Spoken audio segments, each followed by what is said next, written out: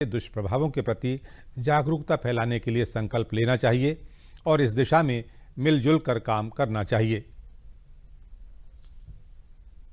इस वर्ष के अंत तक इस संभावना है कि दुनिया की आबादी 800 करोड़ यानी 8 अरब के आंकड़े को छू लेगी। भारत 135 से 140 करोड़ की आबादी का देश बन रहा है। दुनिया के अंदर सबसे बड़ा जनसंख्या की दृष्टि से दूसरे नंबर पर है और जनसंख्या की जो स्पीड है यह आने वाले कुछ ही दशकों में दुनिया की सबसे बड़ी आबादी का देश हो जाएगा। जब हम परिवार नियोजन की बात और जनसंख्या स्त्रीकरण की बात करते हैं तो हमें इस बात को ध्यान में रखना होगा कि जनसंख्या नियंत्रण का कार्यक्रम सफलतापूर्वक आगे बढ़े, लेकिन जनसांख्यिकी असंतुलन की स्थिति भी न पैदा होने पाए। ऐसा नहीं कि किसी वर्ग की आबादी बढ़ने की स्पीड, उनका प्रतिशत ज्यादा हो और कुछ जो मूल निवासी हो उन लोगों की आबादी के स्त्रीकरण में हम लोग जागरूकता के माध्यम से, इन्फोर्समेंट के माध्यम से उसको नियंत्रित करके एक जनसंख्या संतुलन की स्थिति पैदा करें। और यह एक चिंता का विषय हर एक उस देश के लिए जहां पे जनसंख्या संतुलन की स्थिति पैदा होती है, जनसांख्यिकीय संतुलन की स्थिति पैदा होती है। रिलीजियस डेमोक्रेसी पर इसका विपरीत असर पड़ता है, फिर वहां पर एक समय के बाद अव्यवस्था और अराजकता जन्म लेने लगती है। और इसलिए जब हम लोग जनसंख्या स्त्रीकरण की बात करें तो समान रूप से समाज में प्रत्येक जाति, मत, मजहब, क्षेत्र, भाषा, इन सब चीजों पर उठ करके समान रूप से जागरूकता के एक व्यापक कार्यक्रम को इसके साथ जोड़े जाने की आवश्यकता है। वाराणसी में विश्व जनसंख्या दिवस के अवसर पर सभी प्राथमिक स्वास्थ्य केंद्रों और उच्च स्वास्थ्य केंद्रों पर 15 दिनों तक चलने वाले जागरूकता कार्यक्रम आज शुरू हुए। वाराणसी के चौकाघाट प्राथमिक स्वास्थ्य केंद्र पर महिला स्वास्थ्य कर्मियों के द्वारा महिलाओं के लिए गर्भ के मध्य अंतर रखने के लिए सरकार के द्वारा दी जाने वाली निःशुल्क सुविधाओं के बारे में बताया गया। सामुदायिक स्वास्थ्य केंद्र चौकाघाट के वरिष्ठ चिकित्सा अधीक्षक डॉक्टर मनमोहन शंकर कुमार ने बताया कि गर्भ में अंतर रखने के लिए विभिन्न तरह की टैबलेट और सभी सुविधाएं निःशुल्क हैं।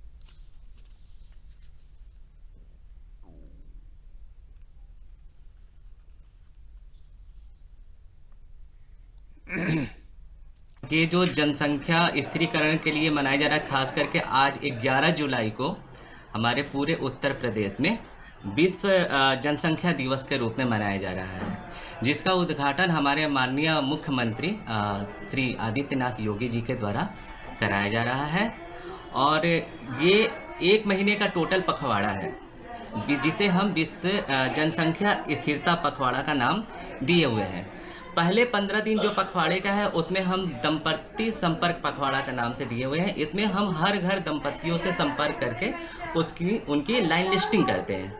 उसके बाद के 15 दिन के पखवाड़े जो आज से स्टार्ट होकर के 15 दिन चलेंगे, इसमें जो भी हमारे एलिजिबल कपल होंगे उनको क्या उनके अकॉर्डिंग, उनके डिमांड के अकॉर्डिंग, उनके हेल्थ के अकॉर्डिंग हम जो भी परिवार कंट्रोल करने के लिए विधियाँ होती हैं उनको दिया जाता है। क्या यहाँ पे हमको सारा सुविधाएं मिल रही है, जैसे फैमिली प्लानिंग में सारा सामान, माला, निरोध, कपटे, ICD, सारा सामान, जो कि हम इस समय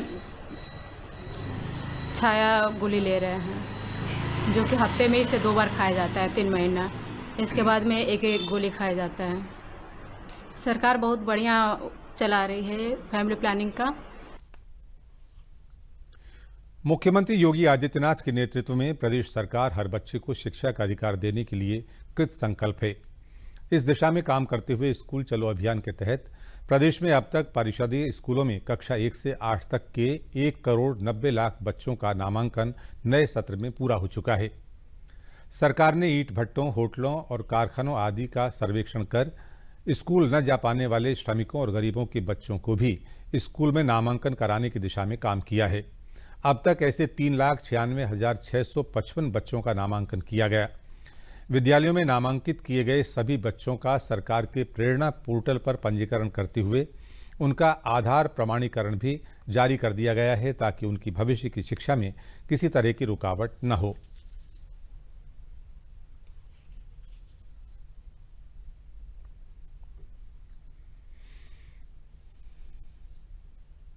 पारदर्शिता सुनिश्चित करने के उद्देश्य से जितने भी हमारे छात्रों का नामांकन है, सभी बच्चों को प्रेरणा पोर्टल पे हम सब लोग पंजीकृत कर रहे हैं और उसी के आधार पे उसको हम सब लोग प्रमाणीकरण भी उसका कर रहे हैं। पिछले वर्ष हम सब लोगों ने 1.48 करोड़ माता पिता अभिभावकों का आधार ऑथेंटिकेशन किया था और उसी के माध्यम से डीबीटी के माध्यम से धनराशि को भी उनके खातों तक पहुंचाने का कार्य हमारी सरकार के द्वारा किया गया था। परिषदीय विद्यालयों में नामांकन में लगभग, जैसा कि मैंने बताया कि वृद्धि, एक बहुत बड़ी वृद्धि हुई है। 40 लाख से अधिक छात्रों की लगभग वृद्धि हुई है। हमारे सभी नामांकित बच्चों का प्रेरणा पोर्टल पे पंजीकृत किया गया है। साथ साथ आधार का प्रमाणीकरण भी बहुत तेजी से सभी छात्रों का चल रहा है। प्रत्येक ब्लॉक पे हमारे द्वारा 2-2 आधार किट भी उपलब्ध कराई गई, जिसके माध्यम से बहुत तेजी से सभी छात्रों का आधार बनवाया जा रहा है। उसके साथ साथ ऑथेंटिकेशन का काम भी लगभग 1,66,00,000 छात्रों का आधार कार्ड बनवाया जा चुका है और उसके साथ साथ ऑथेंटिकेशन का भी काम 1.10 करोड़ बच्चों का ऑथेंटिकेशन का भी काम आधार का सफलतापूर्वक अभी तक हम सब लोगों के द्वारा पूर्ण कर लिया गया है। प्रधानमंत्री नरेंद्र मोदी ने वीडियो कॉन्फ्रेंसिंग के जरिए गुजरात के सूरत जिले में आयोजित प्राकृतिक कृषि सम्मेलन को संबोधित किया। ये मौका उन किसानों के लिए खास रहा जिन्होंने सूरत में प्राकृतिक खेती को अपनाया और सफलता प्राप्त की। प्रधानमंत्री ने बताया कि कैसे ये अहम कार्यक्रम इस बात का प्रतीक है कि गुजरात देश के अमृत संकल्पों को गति दे रहा है।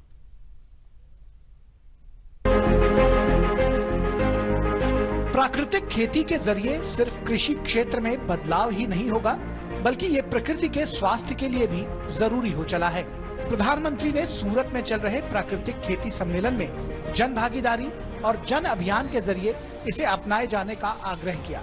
उन्होंने प्राकृतिक खेती को समृद्धि, धरती सेवा और प्रकृति सेवा का बड़ा जरिया बताया। આપણે ત્યાં કહે ને અન્ન એવો ઓળકાર, प्राकृतिक खेती आर्थिक सफलता का भी एक जरिया है। आज जब प्राकृतिक खेती करते हैं तो खेती के लिए जरूरी संसाधन आप खेती और उससे जुड़े हुए उत्पादों से जुटाते हैं। गाय और पशुधन के जरिए आप जीवामृत और घन जीवामृत तैयार करते हैं। इससे खेती पर खर्च होने वाली लागत में कमी आती है, खर्चों घटी जाए। साथ ही पशुधन से आय के अतिरिक्त स्रोत भी खुलते हैं। इसी तरह जब आप प्राकृतिक खेती करते हैं तो आप धरती माता की सेवा करते हैं। मिट्टी की क्वालिटी, जमीनी तबीयत, उसकी उत्पादकता की रक्षा करते हैं। जब आप प्राकृतिक खेती करते हैं तो आप प्रकृति और पर्यावरण की सेवा भी करते हैं। जलवायु परिवर्तन की गंभीर चुनौतियों के बीच कृषि की व्यवस्था को समृद्ध करने पर प्रधानमंत्री ने जोर दिया। उन्होंने दोहराया कि कृषि क्षेत्र में भारत का सदियों पुराना ज्ञान है। ऐसे में बनती हुई नई वैश्विक संभावनाओं का भारत को फायदा उठाना चाहिए और नेतृत्व प्रदान करना चाहिए। हमने प्राकृतिक खेती के सांस्कृतिक, सामाजिक और इकोलॉजी से जुड़े प्रभावों को देखते हुए इसे नमामि गंगे परियोजना से भी जोड़ा है। प्राकृतिक खेती को प्रमोट करने के लिए आज देश में गंगा के किनारे अलग से अभियान चलाया जा रहा है, कॉरिडोर बनाया जा रहा है। प्राकृतिक खेती की उपज की बाजार में अलग से मांग होती है, उसकी कीमत भी ज्यादा मिलती है। प्राकृतिक खेती के क्षेत्र में गुजरात और सूरत द्वारा उठाए गए कदमों को प्रधानमंत्री ने सराहा। प्रधानमंत्री ने आजादी के अमृत महोत्सव के मौके पर हर ग्राम पंचायत में 75 किसानों को प्राकृतिक खेती से जोड़ने के मिशन का आह्वान किया था। सूरत ने इस लक्ष्य को सफलतापूर्वक पूरा भी किया। ऐसे में प्रधानमंत्री ने विश्वास जताया कि अमृत संकल्पों के लक्ष्यों की पूर्ति करने में देशवासियों की सामूहिक ताकत जरूर सफल। आइए चलते हैं इस खबर पर और जानकारी के लिए लखनऊ में मौजूद वरिष्ठ पत्रकार और कृषि विशेषज्ञ प्रद्युम्न नाथ द्विवेदी के पास। जी प्रद्युम्न जी, प्रधानमंत्री नरेंद्र मोदी की प्राकृतिक खेती को बढ़ावा देने की नीति का उत्तर प्रदेश में आप किस तरह का असर देख रहे हैं? क्या इससे प्रदेश में भी किसानों की आय बढ़ने की संभावना दिखाई देती है? जी, प्राकृतिक खेती का उत्तर प्रदेश के किसानों को भी भरपूर फायदा मिल सकता है अगर इसको बढ़ावा दिया जाए, किसानों में जागरूकता आए तो ये कम लागत की खेती और बेहतर उत्पादन और उनकी आमदनी बढ़ सकती है। बुंदेलखंड क्षेत्र में प्राकृतिक खेती पारंपरिक रूप से जारी रही है। इसी को देखते हुए सरकार ने वहां इस खेती को बढ़ावा देने के लिए बुंदेलखंड के सभी 7 जिलों और 47 विकास खंडों में इसको काफी प्रोत्साहन देने का निर्णय लिया है और ये कार्यक्रम वहां जारी है।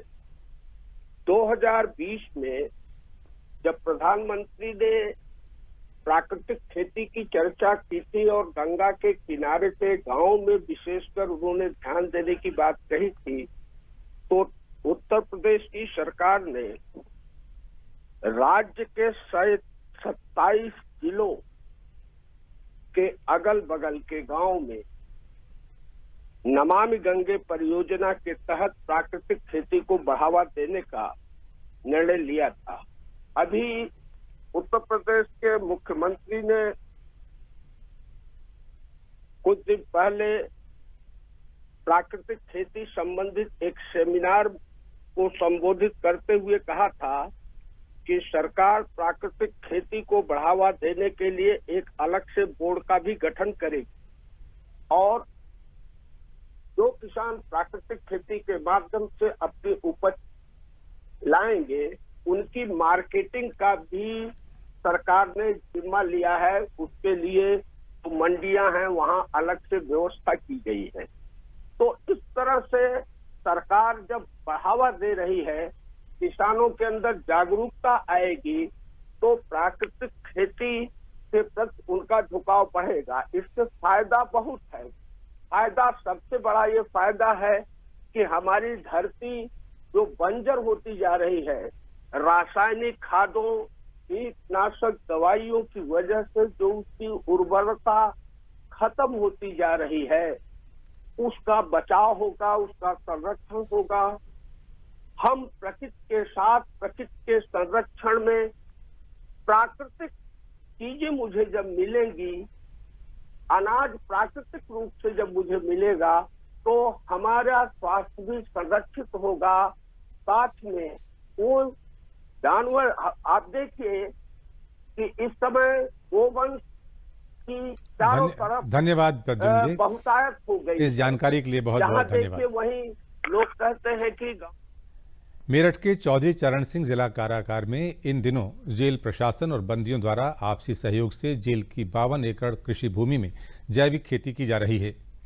मोदी और योगी सरकार का ये प्रयास है कि लोगों को शुद्ध और जैविक अनाज, सब्जियां और फल मिलें और कृषि के काम में आमदनी भी बढ़े। इसी पहल से बंदियों को जोड़ते हुए मेरठ के जिला कारागार प्रशासन द्वारा शुद्ध जल से मौसमी, जैविक, हरी और पौष्टिक सब्जियां और फल उगाए जा रहे हैं, जिनका उपयोग बंदियों और कर्मचारियों द्वारा भोजन में किया जा रहा है। इसके साथ ही इसको बाजार में भी बेचने की पहल की जा रही है ताकि इससे जुड़े बंदियों को आय भी हो सके।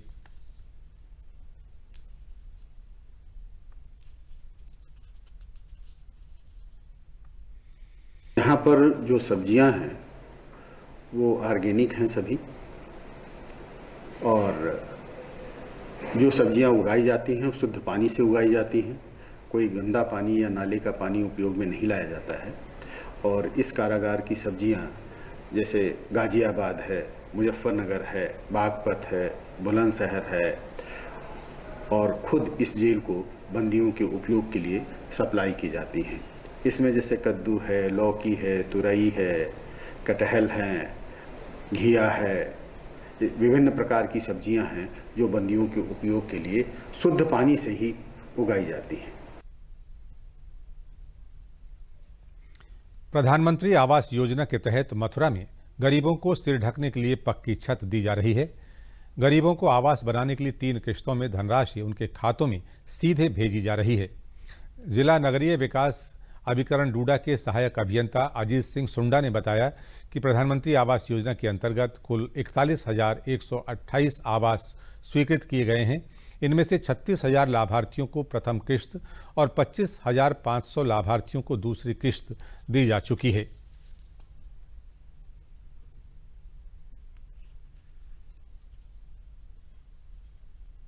पहले मेरे पास टूटी फूटी छत पड़ी थी, उसमें टीन पड़ी थी, बारिश आती थी, बच्चे बहुत ज़्यादा दुखी रहते थे। आज की डेट में मेरा बढ़िया मकान बना। सब मोदी जी की और योगी जी की देन है, उनको बार बार धन्यवाद देना चाहिए। हरिनगर के रहने वाले बहुत गड्ढे में रहते थे, तो मोदी सरकार ने बहुत सहायता की है, छत बनाई हमारी। प्रधानमंत्री को धन्यवाद देते हैं। मुझे प्रधानमंत्री आवास योजना का लाभ मिला है। पहले मेरा कच्चा मकान था, अभी प्रधानमंत्री जी की योजना की सहायता से मेरा भी पक्का मकान है। उससे मैं बहुत संतुष्ट हूँ, बहुत खुश हूँ। इसके लिए मैं प्रधानमंत्री जी को बहुत बहुत धन्यवाद देती हूँ। जनपद में कुल 41,128 आवास स्वीकृत हुए हैं अभी तक, जिसके सापेक्ष 36,000 लोगों को प्रथम किस्त की धनराशि दे चुके हैं, 25,500 लोगों को दूसरी किस्त से लाभान्वित कर चुके हैं और 24,500 आवासों की 76 का निर्माण कार्य पूर्ण हो गया है। और 18,000 आवास ऐसे हैं जिनके लाभार्थी निवास कर रहे हैं और पूर्ण रूप से तैयार हैं। भारत सरकार की राष्ट्रीय ग्रामीण आजीविका मिशन योजना गांव की महिलाओं के लिए वरदान साबित हो रही है। बरेली के बिथरी चैनपुर विकासखंड के गांव तैयतपुर में 6 स्वयं सहायता समूहों की महिलाओं ने मिलकर इंटरलॉकिंग ईंट और कंक्रीट पोल बनाकर गांव के विकास में भागीदारी की है। स्वयं सहायता समूह में 30 से अधिक महिलाएं इंटरलॉकिंग ईंटों का निर्माण कर रही हैं। यहां से तैयार इंटरलॉकिंग ये ईंटें गांवों की सड़कों के निर्माण में काम आ रही हैं।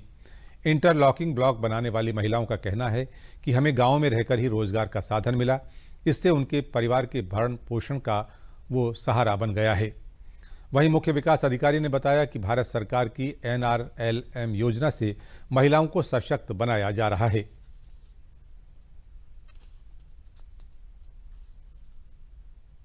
नेशनल रूरल लाइवलीहुड मिशन जो NRLM मिशन है, जिसका हमारा प्रमुख उद्देश्य यही है कि जितने भी हमारी महिलाएं जो आत्मनिर्भर नहीं है, जो कम पढ़ी लिखी हैं या फिर जिनके पास कोई रोजगार का साधन नहीं है, उनको ऐसे समूह से सेल्फ हेल्प ग्रुप से जोड़ना है और उसके बाद में उनमें किसी प्रकार का कोई इस प्रकार का वो बिजनेस या फिर छोटा कोई ऐसा कामकाज स्टार्ट कर सके जिनसे ना सिर्फ उनकी आमदनी हो बल्कि वो अपना जीवन सुधार पाएं और अपने बच्चों का एवं अपने परिवार का और भविष्य रोशन कर सकें। जैसा कि बिथरी चैनपुर में हमारा एक स्वयं सहायता समूह है जो इंटरलॉकिंग जो ईंट होती है उसका निर्माण करती है, उसकी एक जो मशीन है वो उन्होंने खरीदी हुई है और उसके बाद में उसकी लागत औसतन 6 से 6.5 रुपए प्रति ईंट आती है और जिसको मार्केट में वो आराम से बेचती हैं और उसके बाद में मुनाफा कमाकर वो और अधिक से अधिक ईंटों का प्रोडक्शन कर रही हैं। यहाँ पे जो काम हो रहा राष्ट्रीय ग्रामीण आजीविका मिशन की तरफ से विकासखंड बिथरी चैनपुर का एक ग्राम पंचायत तैयतपुर है, यहाँ पे एक शुभ प्रेरणा ग्राम संगठन है, उसके माध्यम से 6 समूहों का जो CIF का फंड था उसको कलेक्ट करके इन लोगों ने 4 लाख रुपए लगभग लगा के इस काम को शुरू किया था, जिसमें हमारी 6 समूह की लगभग 30 से 35 समूह की दीदियां हैं वो काम को कर रही हैं, अच्छे से निभा रही हैं काम को। इन पर ईंटें पाथ रहे हैं सीमेंट वाली, अपने घर का देखो अपने बच्चे पाल रहे हैंगे, ईंटें बन जाती हैं 8-9 से 200 रुपये मिल जाते हैं रोज़। सर मेरा नाम लक्ष्मी पटेल है और ये इंटरलॉकिंग का कार्य हो रहा है और इसमें 6 समूह कार्य कर रहे हैं। 6 समूह की महिलाएं 30-35 औरतें हैं जो काम कर रही हैं। उनको सही इनकम मिल रही है, 100-150-200 रुपए तक उनकी मतलब कार्य सही चल रहा है उनका। आइए इस खबर पर और जानकारी के लिए चलते हैं बरेली अपने संवाददाता अरविंद कुमार के पास। अरविंद, राष्ट्रीय ग्रामीण आजीविका मिशन से ग्रामीण महिलाओं के समूह को जोड़ने के बाद महिलाओं में सशक्तिकरण के साथ साथ आर्थिक स्वावलंबन की भावना भी पैदा हुई है। ग्रामीण समाज और ग्रामीण महिलाएं इसको किस तरह से देख रहे हैं, क्या सोचते हैं वो इस बारे में? जी अशोक जी, मैं बताना चाहूंगा जिससे कि सरकार लगातार महिलाओं के लिए प्रयास कर रही है कि वो आत्मनिर्भर बने और इसी जो यह रास्ता जो है राष्ट्रीय ग्रामीण आजीविका मिशन, तो इसी के तहत जो यहाँ की महिलाएं हैं आत्मनिर्भर बन रही हैं और समूह के साथ जुड़ करके अपना काम कर रही है।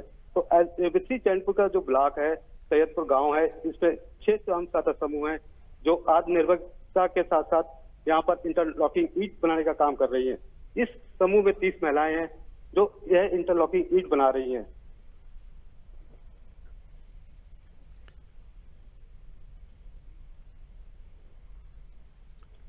जी धन्यवाद अरविंद जी। करीब 15 साल बाद मिर्जापुर नगर में कूड़ा कचरा निस्तारण का काम आरंभ हो गया है। मिर्जापुर नगर से प्रतिदिन करीब 300 टन कूड़े का निस्तारण किया जा रहा है। जिले के टांड गांव के साथ ही विंध्याचल के दीवान घाट और अखाड़ा घाट पर भी लगभग 88 टन कूड़ा जमा है, जिसके निस्तारण की प्रक्रिया शुरू कर दी गई है। इसके लिए जिले में स्थापित संयंत्र की निस्तारण क्षमता 700 टन की है। इस संयंत्र पर निस्तारण से पहले प्लास्टिक और कूड़े को अलग किया जाता है और निकाली गई प्लास्टिक विभिन्न कंपनियों को ईंधन के रूप में प्रयोग करने के लिए दी जाएगी, जबकि बाकी कचरे से खाद बनाई जाएगी।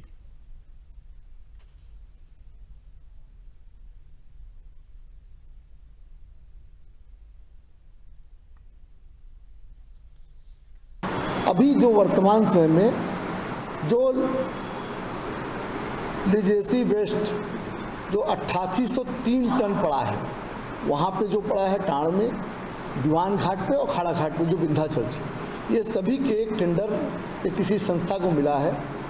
वो पूरा कूड़ा उठा के और पन्नी अलग कर रहे हैं और जो चूरा है, जो माटी है, वो अलग कर रहे हैं। ये काम जैसे ही समाप्त होगा, फिर जो पूर्व में टेंडर हुए थे, जो काम रुके थे, उसका जो हमारे पास कुछ पैसा पड़ा है विभाग में, संभवतः 4 करोड़, बाकी जो DPR बनेगा उसका भी टेंडर पुनः टेंडर होगा, नए सिरे से टेंडर होकर नए सिरे से काम होगा। थोड़ा समय लगेगा, लेकिन अब काम जो बहुत दिन से बंद पड़ा था वो लाइनअप हुआ है और माँ विंध्यवासिनी चाहेंगे तो जल्दी ही ठीक है।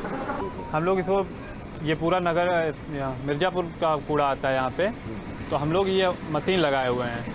MJ greens infra private limited company है, तो कूड़ा को रिसाइकल करते हैं। रिसाइकल करके मिट्टी अलग कर लेते हैं, पॉलीथीन अलग कर देते हैं, और जिसको भी ज़रूरत पड़ती है पॉलीथीन की, जिस कंपनी को ज़रूरत पड़ती है, बिजली कंपनी हो गई, सीमेंट कंपनी हो गई, तो वो अपना जो भी डिमांड करता है उसको हम लोग देते हैं। और अब बात आज़ादी के सफ़र की। आज़ादी के सफ़र के इस अंक में हम स्वतंत्रता सेनानी चेत्तूर शंकरन नायर और बाबा कांशीराम के जीवन संघर्ष और उनके योगदान पर प्रकाश डालेंगे। आज इन दोनों महान वीरों की जन्म जयंती है। आइए देखते हैं।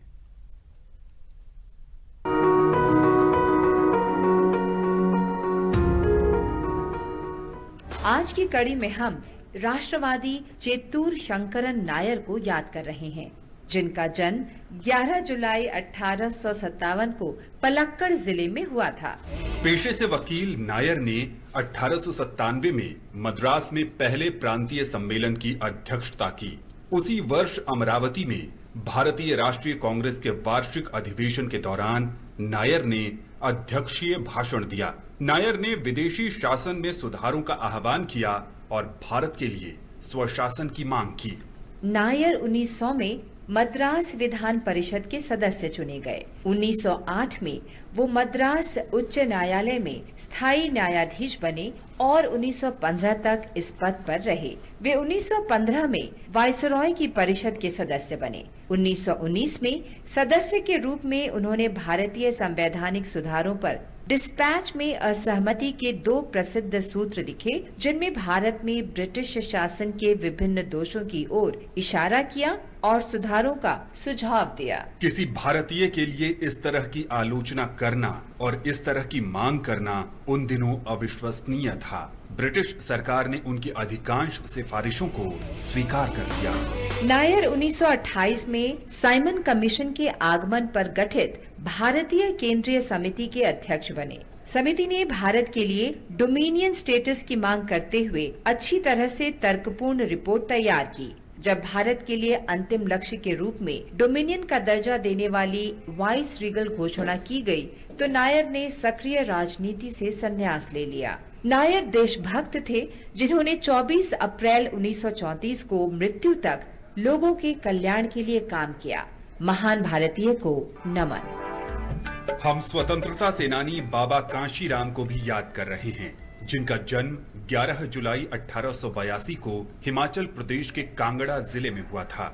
उन्होंने देश भर में महात्मा गांधी के संदेश का प्रचार किया और युवाओं को स्वतंत्रता संग्राम में शामिल होने के लिए प्रेरित करने के लिए पहाड़ी भाषा में गीत और कविताओं की रचना की। कांशीराम को संगीत और कविता का शौक था और उन्होंने कम उम्र में ही पहाड़ी भाषा में गीत और कविताएं लिखना शुरू कर दिया था। वो रोजगार के लिए लाहौर गए, जहां युवा काशी स्वतंत्रता सेनानियों के संपर्क में आए। काशी ने भगत सिंह के चाचा सरदार अजीत सिंह, लाला हरदयाल और लाला लाजपत राय सहित जाने माने स्वतंत्रता सेनानियों के साथ काम किया। उन्होंने 1919 के जलियांवाला बाग नरसंहार को भी देखा। कांशीराम को 1920 में उनके गांव डाबा सीबा में गिरफ्तार किया गया और लाला लाजपत राय के साथ धर्मशाला जेल भेज दिया गया। 1922 में रिहाई के बाद वो फिर से लाहौर चले गए और 1929 में लाहौर में भारतीय राष्ट्रीय कांग्रेस के अधिवेशन में शामिल हुए।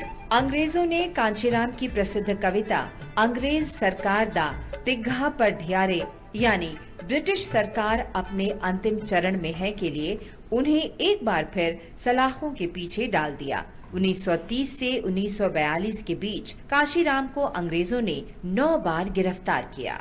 सरोजनी नायडू ने उन्हें बुलबुले पहाड़ कहा था। कांशीराम ने जीवन के अंतिम दिनों के दौरान भारत के स्वतंत्र होने तक काले कपड़े पहनने का संकल्प लिया। 15 अक्टूबर 1943 को बाबा कांशीराम ने अंतिम सांस ली। इस बहादुर स्वतंत्रता सेनानी को नमन।